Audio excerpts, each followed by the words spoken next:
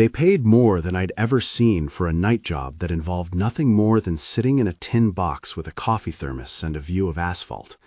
The contract read like a dare: hazard pay, night premium, extra for weekend shifts.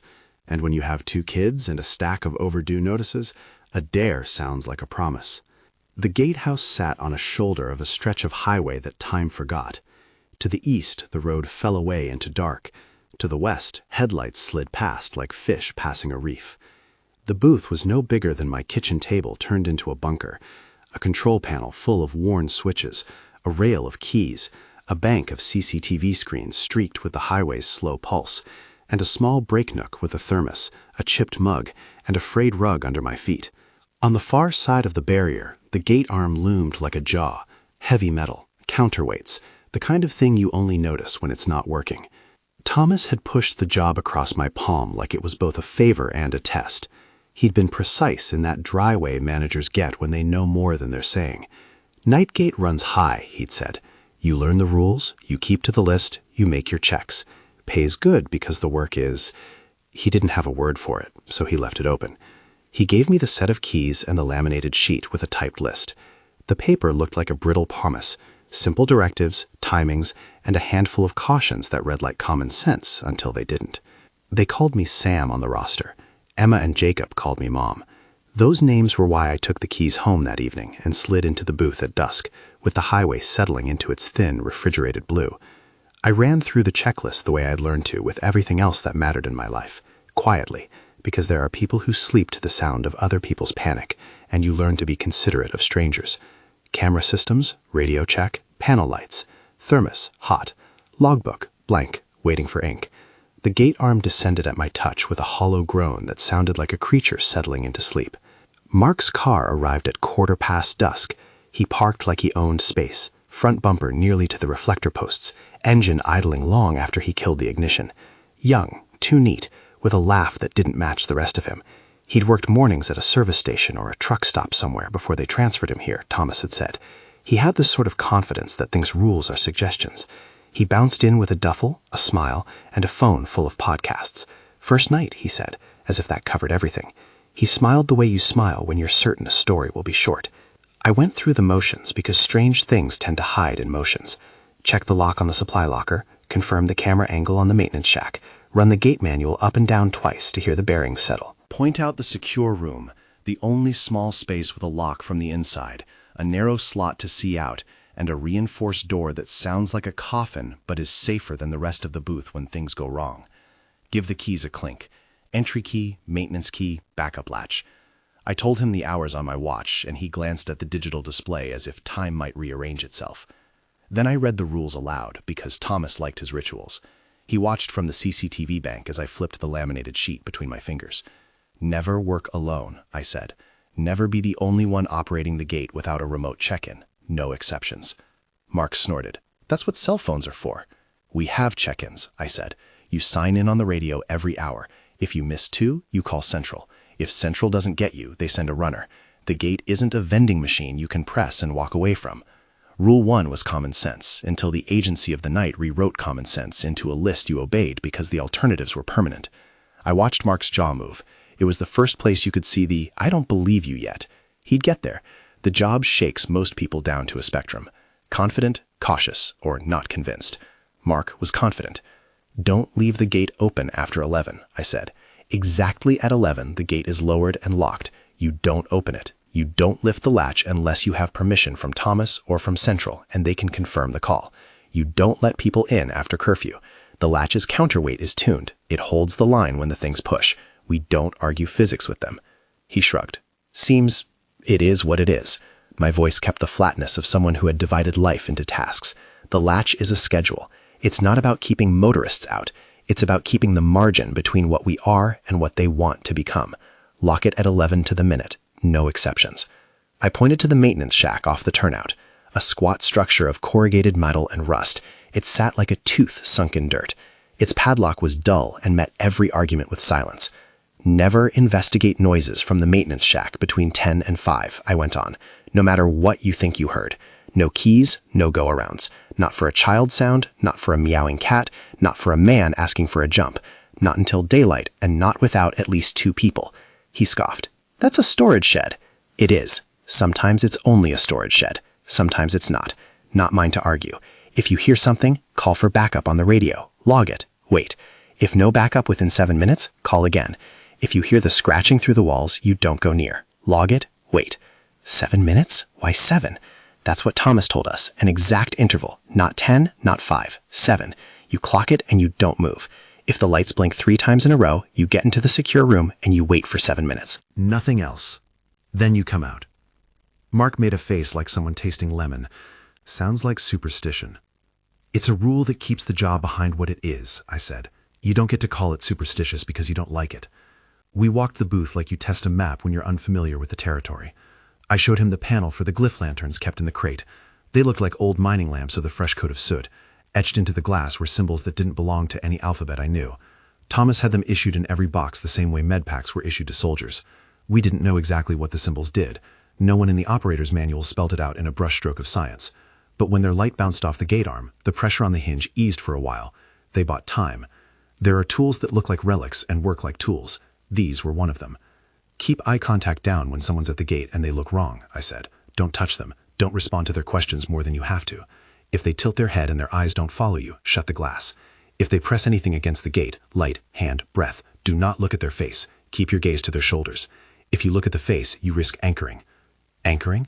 That's the word Thomas uses. I call it trouble. The less you interact, the better the chance it passes by as some sad thing that was never ours to fix. We trained with the radio. We ran through the call-in, hourly checks, acknowledgement of the latch, logging of every vehicle that pulled in after dusk. I showed him how to pull the emergency latch without leaving the booth, and how to swing the portable lanterns into place along the barrier line. He watched like it was a magic trick he was waiting to understand.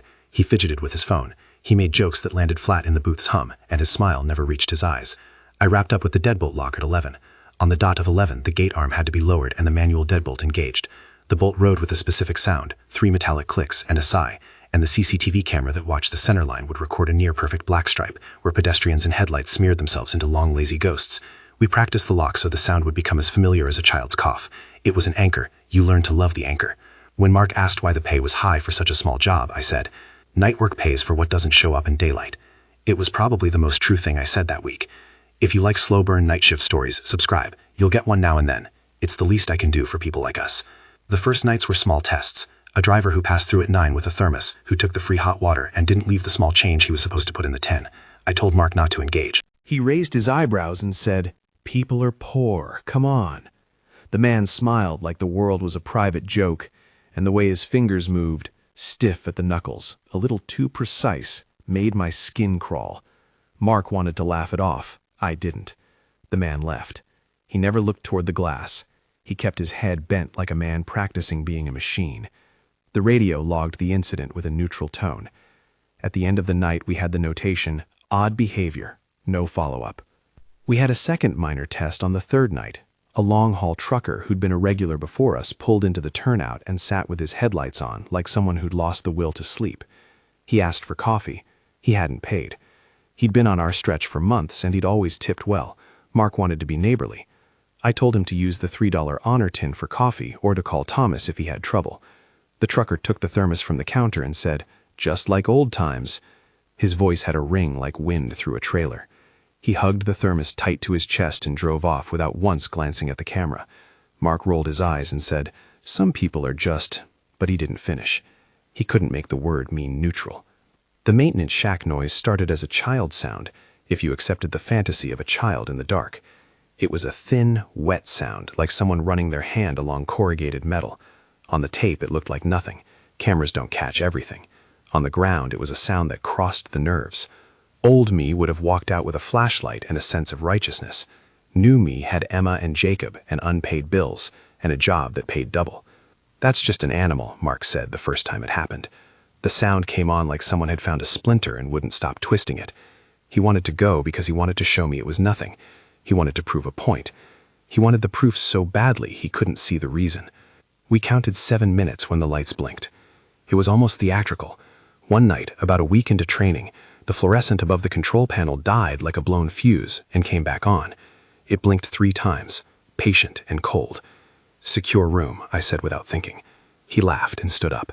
"No," I said, "now." He hesitated, jarred that someone his age would be bossed by someone he thought knew. He went to the secure room like he was being asked to perform. He sat on the bench and watched me through the narrow slit as I locked the door and set my watch. 7 minutes is a long time when you are counting. You think of everything stupid you have done. You think of people you haven't called. You think of the sound of your child's last laugh. I kept my palms flat. The clock crawled. We didn't hear anything beyond the highway's constant sweep, which made it worse. The silence like an ocean without tide. After 7 minutes, the lights were steady. We opened the door and went back. Nothing had changed. Mark made a face as if I'd tricked him. He said, "Feels stupid." "It isn't about feeling," I said. "It's a timeline. People die by the minute. We keep to minutes." He started testing the rules like someone tasting things off a menu. He would let the radio lapse for a 10-minute stretch and then log it as a manual check when he said he had lost the signal. He would open the glass a crack to hand a pack of cigarettes to a passerby after midnight because it calmed him down. He moved through the booth with a kind of casual contempt that felt like throwing stones at a cathedral. He didn't believe in the building's sanctity. He joked about the glyph lanterns and called them relics. I didn't correct every little transgression. Enough of them I did. You don't enforce every rule like a corporal, but you make sure the anchor holds on the important ones. The list separates the ornaments from the requirements. One night we had a commuter who moved wrong. He was the kind of person you notice first for what they leave in the air. He walked with the rhythm of a metronome. When he stepped out of his car, he turned his head at a little angle that made the neck appear too long, as if something had been pressing from the inside. He spoke in a voice too flat for emotions. I didn't look at his face. He asked for directions and then asked again in the same tones, and his hands kept making little jerking movements that weren't coordinated with his speech. Mark unclipped the latch and opened the glass a finger width. "Don't do that," I snapped. He started to say something impossible, and then the commuter turned his head and looked directly at Mark with a smile that wasn't really a smile. I saw the way Mark's mouth opened for an answer and how quickly he closed it. The commuter left without paying and without the thermos he'd been offered. He walked to his car like someone walking a long corridor. After his taillights vanished, I walked the place where his shoulder had been and felt something brush like breath across the booth window. "See?" Mark said. "No big deal." "No," I said. "You'll see." We logged it. We ran the checklist. I wrote down, "Not themselves commuter, no engagement." It fit the pattern. We don't exchange faces with the wrong kind of body. The rule said, don't look, don't touch, don't make eye contact. Mark's fingers itched to prove the world wrong. Proving the world wrong is costly. He had 2 weeks before the consequences wrote themselves. The first real problem wasn't a creature or a face. It started with a power dip and the soft, stuttering knock on the gate that sounded like someone testing a rhythm. The highway hummed with far-off truck engines.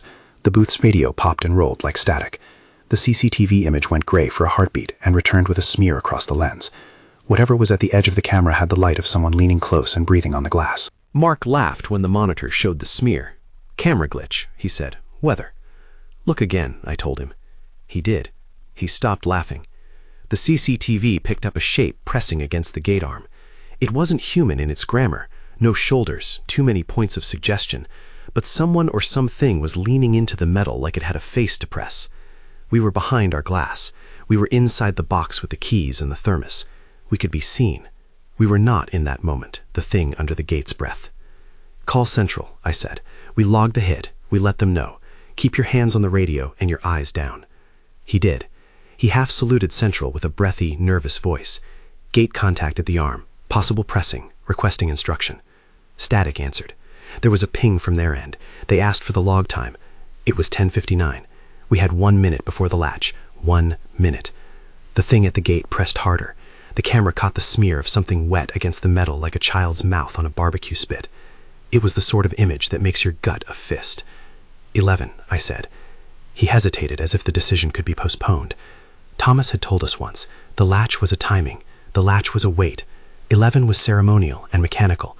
The gate must be deadbolted at 11 at exact second, even if the world was chanting and the headlights leaned in harder than they'd ever leaned.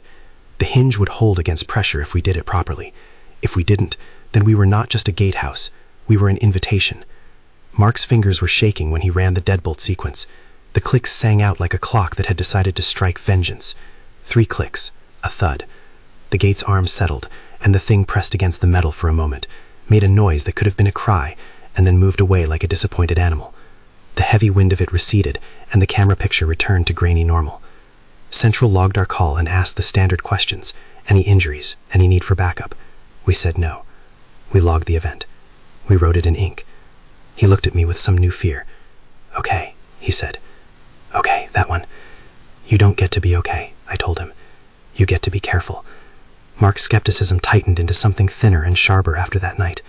He began doing the small, corrosive things of someone who wants to make a point. He interrupted the hourly check-in and said he had cell service when he didn't. He unlatched the glass for a man who smelled of oil and asked for change. Each small breach was a stone thrown at the list. They made the list bleed like a stone hitting old leather. The scratching came 3 nights later. It started near 2 in the morning, a sound like someone dragging a key along the metal skin of the maintenance shack. It had a rhythm that mimicked a child tapping the screen on a phone. A curiosity thumped with method. Mark was on the other side of the booth, feet up on the console, watching a dry podcast about conspiracy theories. When it started, he left, said he'd check it out. Probably a raccoon, Sam. Relax. I told him again why I never go for the small noises. I said, don't go near the maintenance shack between 10 and 5. He smiled like you smile at a parent who offers a proverb. You think everything's haunted. I bet you believe in ghosts. He said it loudly, for emphasis. It landed wrong, the way humor often does when a person is thin and hungry for proving. He left the booth. He went to the door, and the night air hit both of us like a handful of cold coins. The shack was 8 yards away, a rectangle of dim paint and a padlock. The sound was closer when he moved across the gravel. He stepped with the impatience of someone who wants to end the story before it begins. I wanted to shout. I wanted to run after him and drag him back inside. But there are rules you keep even when your hands shake. I had to hold the booth. I had to keep the radio. Above all, I had to do the thing that keeps everyone alive, the thing that keeps the job from being something else. I watched as his silhouette reached the shack and put his hand on the doorknob. Something in me recognized the wrongness of that touch like recognition of an old map. I picked up the radio, grabbed my keys, and told Central we had an unauthorized movement toward the shed. My voice was steady. My life is mostly a string of steady voices right now. When you are the person who brings food to a small bedroom and leaves change in pockets, you find the part of you that should be steady, and you let it steer. He opened the door, and it was quiet. The shack smelled of oil and old rope, like any maintenance space. Then the sound started again, not from inside, but behind the shack. A scratch like a fingernail dragging across metal. Mark turned his head, and he laughed that short, brittle laugh that meant something had startled him, but he wanted to be the one making the punchline. He stepped around to the back and reached his hand out into a place where his palm would be the first thing anything felt. The gate began to thud, a measured, flat pounding at the barrier, not a knock, not a human rhythm. Something pressed and then withdrew.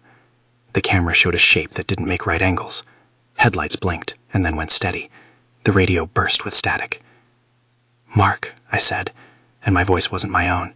"Get back in the booth." He didn't move. The rules don't exist as superstition.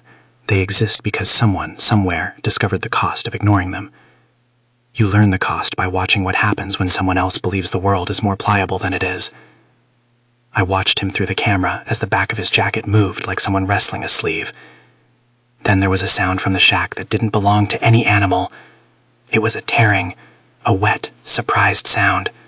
The camera, bless its cheap heart, caught the edge of something sliding past the lens, and for one frame it looked like a mouth. But mouths here are not only a mouth. They are annals of what we refuse to see. He called my name, his voice thin. The radio clicked, then the latch at the gate started to rattle like teeth. I could hear my own heart in the hum of the lamps. My watch read 2:13. By the time I got to the door, he was gone. Not gone like he'd walked off the map. Gone like someone had erased the line where he stood. The maintenance door was open. The padlock hung useless on a chain. The gravel bore no footprints away from the shack, only the smeared tracks of something that had pressed like hands and then withdrew. A smear on the corrugated sheet where something had slithered. The radio hissed, and Central asked if we needed assistance. I said yes. I said the thing I'd never said out loud. "Mark's missing," I told them. "He went to the maintenance shack. He opened the door, and then... he's not here." They asked the standard questions: time of last contact, last known position, any suspicious vehicles. I told them about the pounding, about the blinking lights, about the 3 clicks of the deadbolt at 11. There is a professionalism in giving facts when the rest of you wants to fall apart. I gave them facts. The booth echoed with the low, mechanical sigh of the gate. The glyph lanterns on the shelf cast dull halos like tired moons. I called Thomas. His voice came through like someone who'd been waiting. He didn't scold me for panic. He simply said, "Hold your position, keep the cameras on, secure the booth, and don't step outside until I get there. Log everything." I locked the booth and punched the log fast enough to leave ink smears. The radio checked in. The hours stretched like a raw nerve. I called Emma the next morning because that is what motherhood makes you do first, keep the edges of home soft. I told her I might be late. I lied, easy and small. She said, "Come home when you can, Mom." She didn't ask anything else.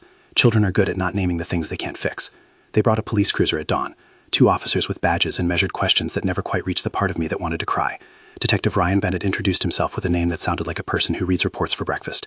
He took details, asked about the logs, the cameras, the keys. He asked things the way a person who believes in doors asks things. He didn't ask about ghosts. He asked about entry points, timelines, chain of custody, which I appreciated. The world requires some people who will ask for the physical answers while other parts of you turn to salt. They reviewed the footage. The cameras gave them one-sided, oblique evidence. A man outside the shack, a smear of something at the gate, a darkening of the corner of the booth. We watched it in slow motion and then in real time. The feed caught Mark's hand on the maintenance door. It showed him step aside. It showed him reaching. Then the picture fuzzed as if the camera itself were reluctant to continue. When it came back, it was only the outline of the shack and the empty space where a person had been. The audio track had a single thin sound that might have been a voice. It might have been wind. "There's no trace of a vehicle," Detective Bennett said. "No tire marks, no footprints leading away. You expect there to be signs." He looked at me the way someone looks at a variable that doesn't fit the equation.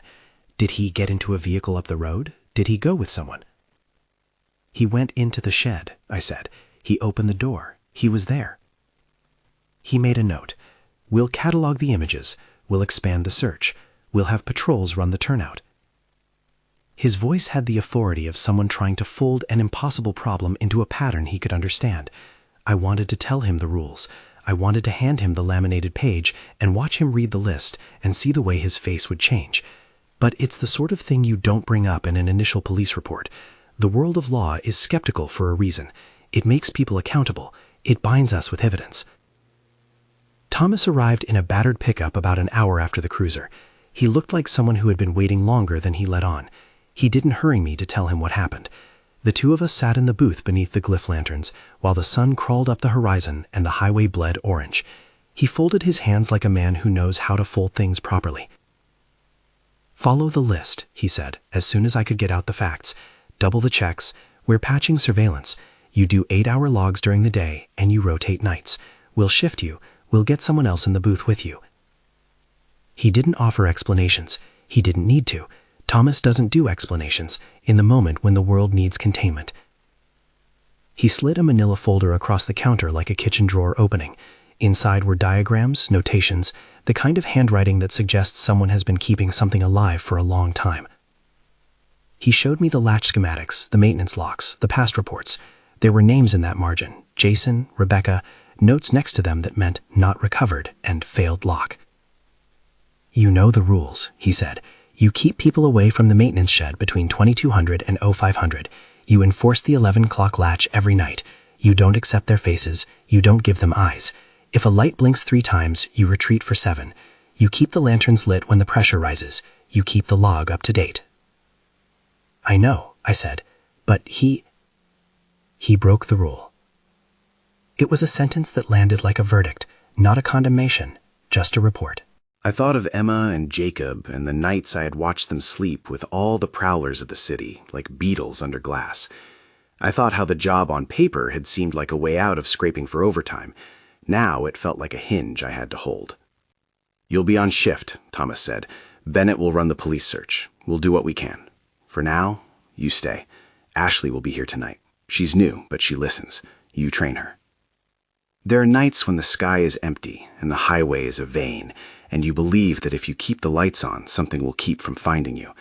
There are nights when the sky is full and everything presses.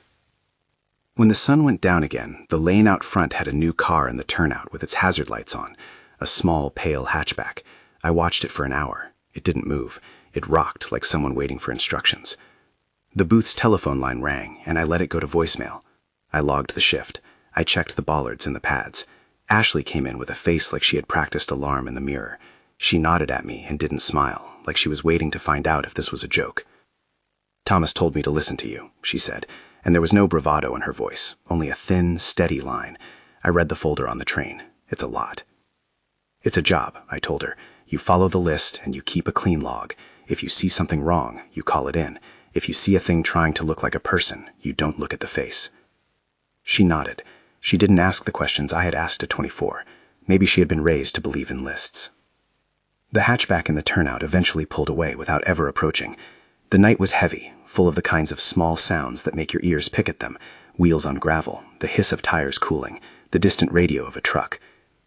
We made our checks in the slow creak of the booth, lanterns like little ships on a dark sea. Every minute held the promise of nothing. At about 2:10, the CCTV showed a figure at the far edge of the camera's radius by the overpass, a silhouette that could have been a person in a hood. The feed stuttered. The gate thudded 3 times and the lanterns went like dead moths. The glyphs on the lanterns flared, as if someone had touched a live wire. "Secure room," I said. Ashley obeyed. She didn't laugh. She didn't test the rule. She did what the list told. The pounding at the gate came then, in a manner that made the hull of the booth itself feel like it was being hit. It wasn't a polite knock. It wasn't a plea. It was a thing bashing at the metal like it wanted to be on the other side of the world. The cameras showed the outline of lots of hands where hands shouldn't be. Headlights from a stalled car glazed the scene and bent the shapes into something that might have been limbs and might have been greed. We locked the doors. We lit the lanterns and lined them along the inner sill. The glyph light cut the air like a compass.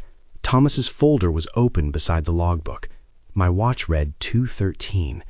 The radio buzzed with the police cruiser driving up, and then with a voice that was thin with authority from a man whose tools are reason. "Stay put," someone said. "We're almost there." Between the times I took a breath and let it go, in the tiny room with the radiator and the thermos, I felt the world tilt a fraction. Something shifted at the edge of the highway. It was as if the night had a seam, and someone was starting to tug it. We were 3 minutes late. We were 3 minutes late. That sounds small until you feel what lateness does to a night. It wasn't the clock that changed. It was the way the dark leaned in. Things that had been whispers became elbows. The gate took a hit like somebody had started to push the whole world with their shoulder. The booth shuddered. The radio screamed and then settled into a metallic hiss.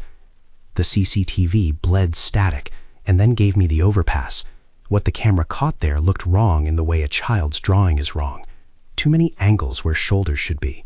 A smear that could not decide whether it wanted to be a hand or a shadow. "Keep eyes down," I said.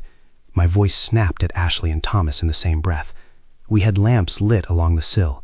The glyph lanterns cast a honeyed halo, each one etched with a crosshatch that made my stomach want to be literal, like protection, like stitches. Ashley did as she was told.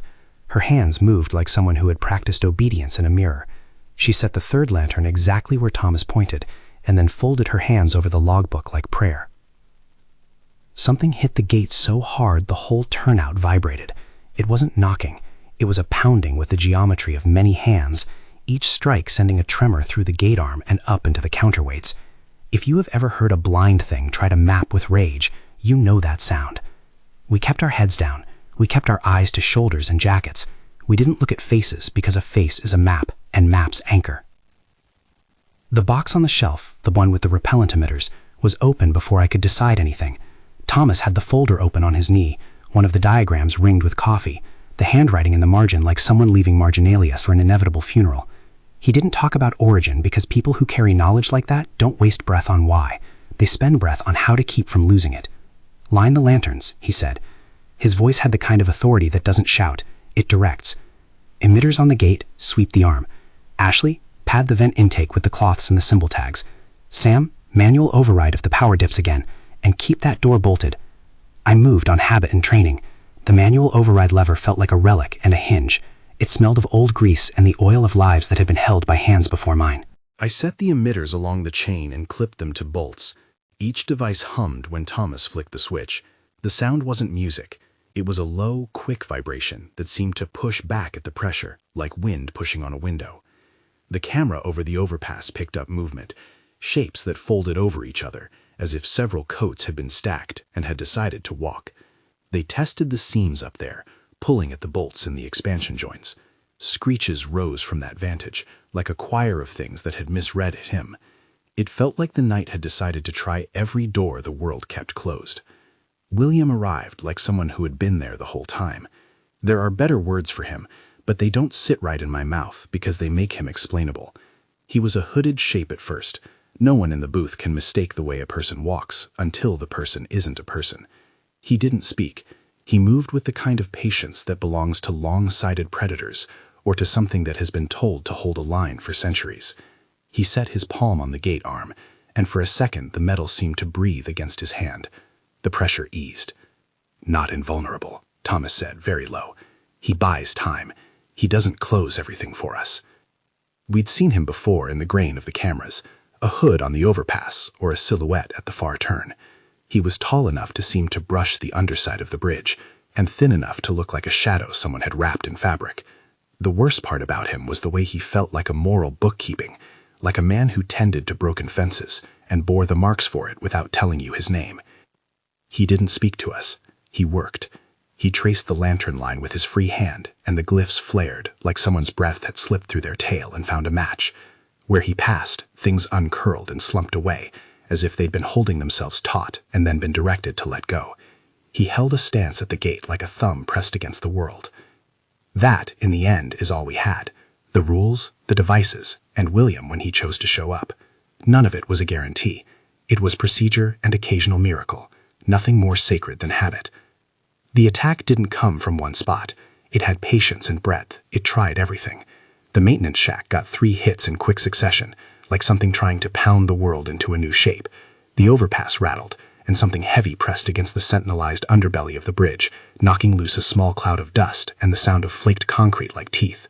The vent intake we had protected with clipped tags and a cloth tried to unweave itself into a mouth. Something attempted to slip through the chain and padlock by pushing thin, needle-like fingers through the gaps. It can be maddeningly literal, and attempt at every seam. Ashley held the radio with both hands, reading off log times as if the times themselves might act as ballast. 2:22, she said. 2:24.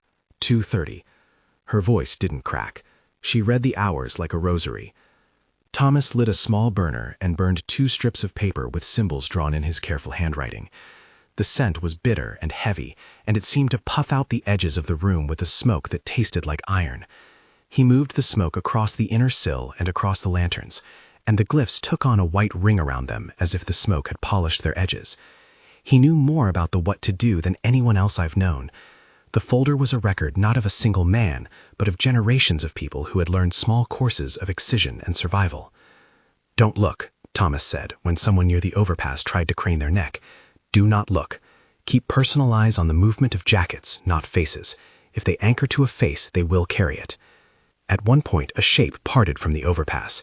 It dropped like a wet coat over the barrier, and the glyph lantern nearest it hiccuped. I felt for a breath a suction at the back of my eyes like someone had hooked a line to the inside of my skull and was pulling. It is a sensation people rarely talk about because it sounds insane. It is a biology of fear in which eye contact acts like a needle that feeds into a throat. William stepped into that fog as if into a room. He didn't hesitate. He didn't lift his hood. He put his hands on the thing, and the thing recoiled like a flame at oil. It made a sound that was something like crying and something like metal breaking. The length of that scream is the only place I've ever felt like someone stole the air out of me without touching me. He held it back long enough for Ashley to get the emitters close and for Thomas to slap the symbol tags across the gap. It retreated. The gate shuddered. And then, as the dawn tide of the night tried to press again and again, the parts of the thing that had tried to take on torso and finger and face peeled away in ragged strips that slid under the guardrail and dissolved into the ditch. You must understand the odd order of things in that booth. Action, pause, writing in the log. I always write. Boiling fear into ink is a way to hold it down. The log counts the survivors and the strikes and keeps a ledger that can be read later in daylight by men like Detective Bennett who prefer things to balance. I wrote, multiple contact points, 0243, overpass, 0241, maintenance shack, 0304, vent pressure attempted, emitters engaged. William responded. We saved the latch. At some point, Thomas made a call to Central on a frequency rarely used. The voice was thin but resulted. Reinforcements were not coming that night in any meaningful way. The highway is long, and something about that road keeps traffic thin at 3 in the morning. The small radioed answer was a promise, not a promise of more than a check-in. It was the difference between a lighthouse and a navy.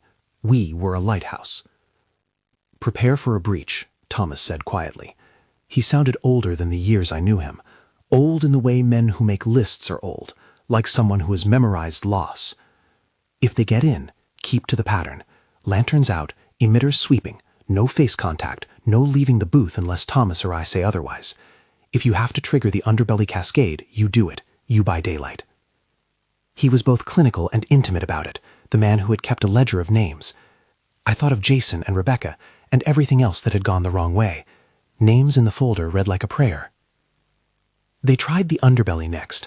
That was where I learned what a thin spot could look like when the night spent on its problem and then committed to it.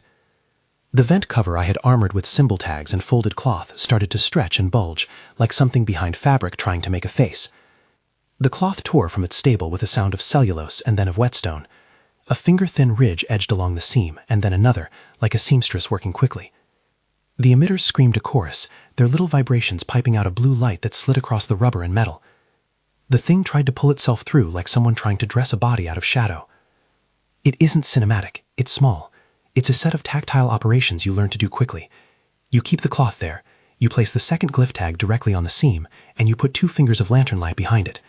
You sweep the emitter like you are painting, and the device hums and the seam draws back, like fabric retracting from a hot surface.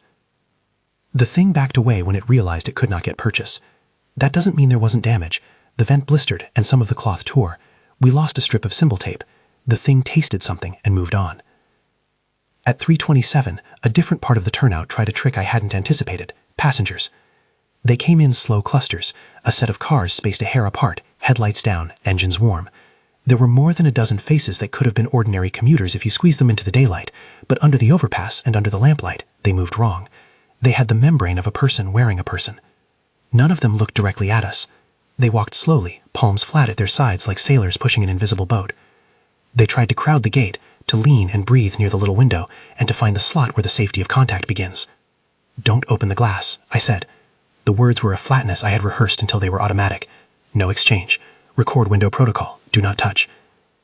Ashley stood like a statue with the log in her lap. She didn't move. The window remained shut. They pressed like tides at the edges of a harbor, but they could not find a harbor.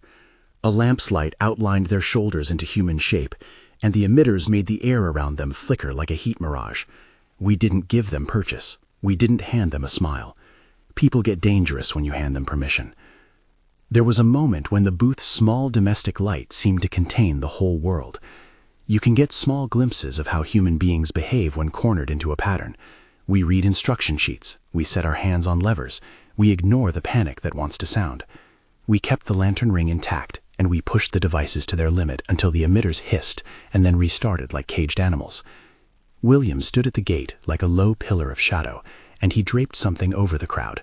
He did not move as they craned and pressed. He didn't need to. It was like watching someone hold the lid on a pan and refusing to lift it. The crowd slid away eventually, not with the dignity of a retreat, but with the awkwardness of a group who'd tried to fit into a wonky suit and decided to fold it up and go home. The breach tested the ceiling of everything I had been told. It tested the checklist and the 7-minute rule and Thomas's marginalia. It tested Ashley's steadiness. It tested William's patience. It tested me in the primal way the night always does, asking whether you are the sort of person who will keep your hands on the wheel. At 4:06, the feed from the overpass picked up something else entirely. It was neither crowd nor pushed seam, but a bright needle of light that forced itself across the chain-link fence. It looked like a purpose that had had a full night's history of trying and planning, and finally decided to act. They pushed the gate arm with a set of tools I cannot name because they were not tools, but hands under heat. They were thin and persistent and many. They found the smallest gaps and worked them like locksmiths who had lost the memory of lock and only remembered the feel of tumblers. We were running our last reserves on emitters. The lanterns had lost a seam, and we had burned 2 strips of symbol paper. Thomas's hands smelled like smoke. My palms were raw. Ashley's face had that hollow look people get when they have been alert without a break. Her jaw was set. "Trigger cascade if they breach the arm," Thomas said. He didn't look away from the folder. "It'll pull the pressure back. It costs power. It cost us the line for 10 minutes. It may also break cameras in the immediate arc. We do it if we must." We all knew what the cascade meant. It was a last resort. It was an ugly mechanical ritual that created a narrow window where the seam between here and there tightened, and the night had to step back. It left the gate inoperable for a while, and it left us blind on camera until systems spun back up. You could lose hours of tape. You could lose evidence. You could also win the dawn. At 4:21, the attackers found a purchase on the arm. They had taken to working on it like a team. It felt like watching someone loosen a screw for a house with a sledgehammer. The arm bent inward for a breath, and the counterweight groaned. Thomas moved like a man who had cut his reflexes on this sort of edge before. He put his palm on the manual release and pulled the safeguard, and then he looked at me. "Now," he said. I didn't hesitate. I put my shoulder to the lever and felt fingers of metal try to delay it. The mechanism is stubborn by design. It resists because it must not give easily. The world tries to wedge itself into gaps, and an operator's task is to refuse the wedge.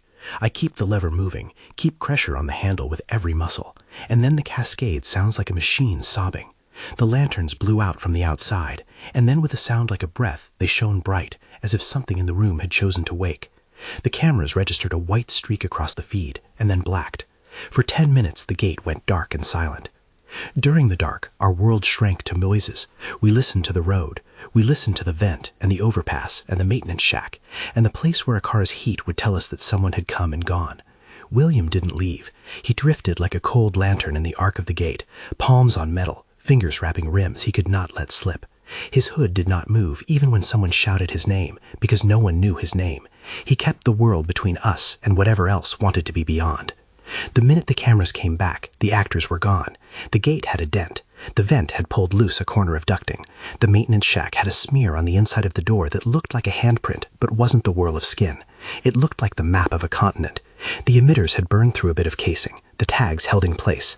We had survived. Survive isn't the word I wanted. We had kept the dawn. We had kept the thin line that runs between here and bad places. We had bled a little, lost tape, burned glyphs. We had kept the names off the margin for one more day.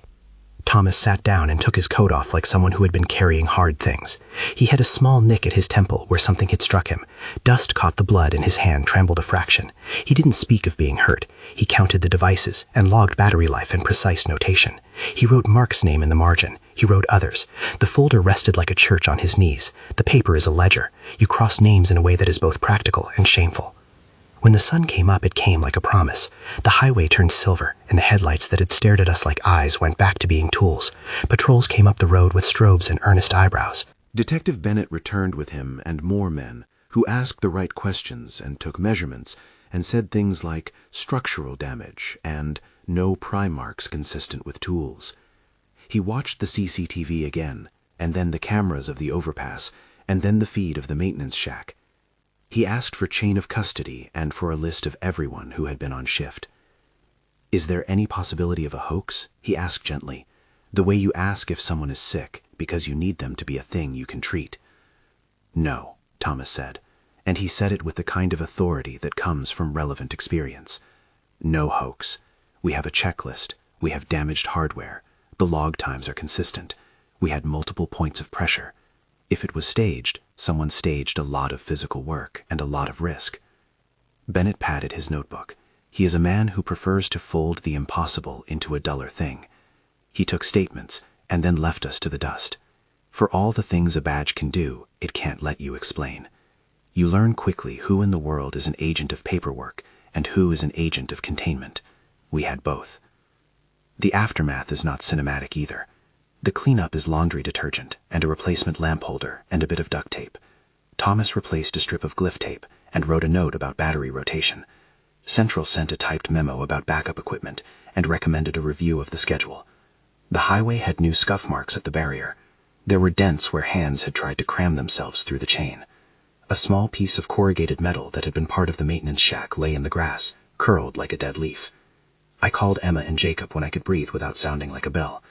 "I'll be home late," I said. I didn't want to tell them. There are things children shouldn't have to keep in their pockets. Emma asked if I was safe. I said yes. She didn't press. Children are practical. They make safety into a matter of getting milk and getting hugs. It's the job they have. The police asked about Mark. They catalogued the feed, and then they catalogued our sorrow. Detective Bennett did not ask me about the rules then. He didn't need to. He had already seen. The camera froze where Mark's hand had been. The shack was open, the gravel unmarked elsewhere. He asked Thomas about previous incidents. Thomas gave him the folder and watched the detective's face change, like someone set a thermometer to measure heat. "These are very old notations," Bennett said, as if reading minutes from a town meeting. "Missing person, failure to lock, not recovered." He hesitated, and then asked the only practical thing left. "Who else has worked this stretch?" "A list," Thomas said, and handed one over. The detective read the names, and then he read the dates. He made notes, and then he left, the files thick with what could be accounted for. He is a man who flatters himself with the idea that measures can fold the dark into daylight. It makes sense to him. He will keep paperwork. He will file it in a cabinet. Those papers will be read in meetings, and then placed in a drawer, and then used as the basis for a patch or a pension. That is the structure of how the world deals with anything that leaves marks it cannot explain. Thomas asked if I would stay. He asked it gently, like a man making a request rather than an order. He didn't lecture. He offered his hands and the folder and a promise that Ashley would be scheduled in the way that was sensible. He offered extra pay and the soft comfort of comrades in a room that smells like old coffee and burned paper. There are many ways to ask for something. The best ones are quiet. I thought of the ledger. I thought of Mark in the maintenance shack and the way the dirt had not kept the line where he had stood. I thought about Emma and Jacob and how evenings with bills made small promises look like lifelines. I thought of William, whose hands I had not touched and whose face I had not seen. In the end, I said what I always say when making difficult, mundane bargains. I'll do it. Not because of heroism, not because I wanted to be grand, because there is a part of motherhood that is not sentimental, but fierce and daily, because someone has to hold the seam, and it might as well be a woman with a thermos and a logbook. Training the next person is less romance and more administration. Ashley became a partner who does not look for miracles but for lists. Her hands don't shake. She keeps the log with an almost devotional neatness. She calls out times and battery checks the same way you call out names over a head count. We run the rules in small exercises, blink the lights 3 times and tape 7 minutes in the secure room, test the manual override, practice the latch deadbolt at 2300, stiffen and do not give eye contact when someone moves wrong. We rebuilt a little of the maintenance shack. They put a new padlock on the door, and we set a fresh strip of glyph tape where the seam had been. Thomas came by from time to time with fresh seals, and his handwriting in the folder has new names scrawled in margins. A ledger grows. He doesn't make speeches about guardian angels. He hands out keys and copies of the list. He says, never frivolous. These are not superstitions.